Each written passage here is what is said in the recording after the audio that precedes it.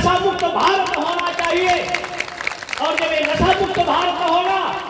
तो संपन्न भारत होगा, शिक्षित भारत होगा, विकसित भारत होगा, आतंकवाद रहित भारत होगा। तब अनेक तरह की समस्याएं नहीं होंगी। अगर नशा नहीं होगा तो निश्चित है आपका ब्रेन, मेधा इतनी तेजी से काम करेगा कि कंप्यूटर को भी फेल करने की समर्थ आपकी मेधा में है। और उस मेधा का आधार है आपकी गाय, आपका वो दुग्ध है, जिस दुग्ध के प्रभाव से अनेक तरह की बीमारियां 1662 में निरी नाम का वैज्ञानिक था महाराष्ट्र, उन्होंने कहा कि अगर माताएं समय से अपने शिशु को दूध पिलाएं और अगर पिलाने में असमर्थ है तो दुग्ध का अगर सेवन करें तो 99% जो कोशिकाएं हैं ब्रेन की 1000 नसें हैं, उसमें 972 उर्मियां हैं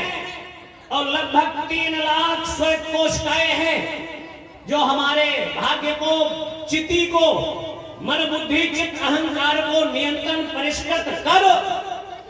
जो आप चाहें। भारत में किसी को 10 करोड़ दे दो, 10 लाख दे दो और उसका हिसाब बिना कागज लिखे 10-5 मिनट में वो हल कर सकता है। लेकिन दुनिया का विकसित देश अमेरिका कहा जाता है,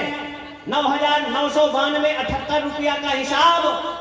अगर उनसे लेना है तो बिना लैपटॉप या कंप्यूटर लिए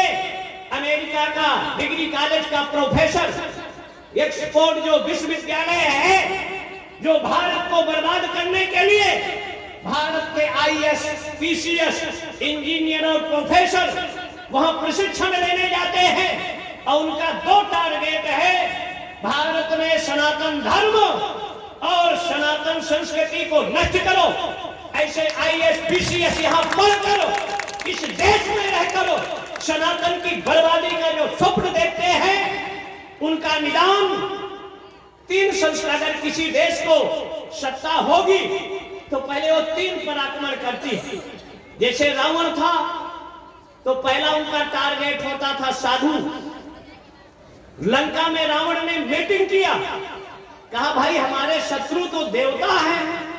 और देवताओं को बल कम देता है, तो ये साधु, दूसरा गाय और तीसरा यज्ञ, अगर इनको हम नष्ट करेंगे तो देवताओं कमजोर होंगे और देवता कमजोर होंगे तो इन साधुओं को जहां पाइए इनके आश्रम में आग लगा दो और इनके जो अनुयायी हैं नगर, गांव, पूरा आग लगाओ, आग लगा दो। ये जब नहीं रहेंगे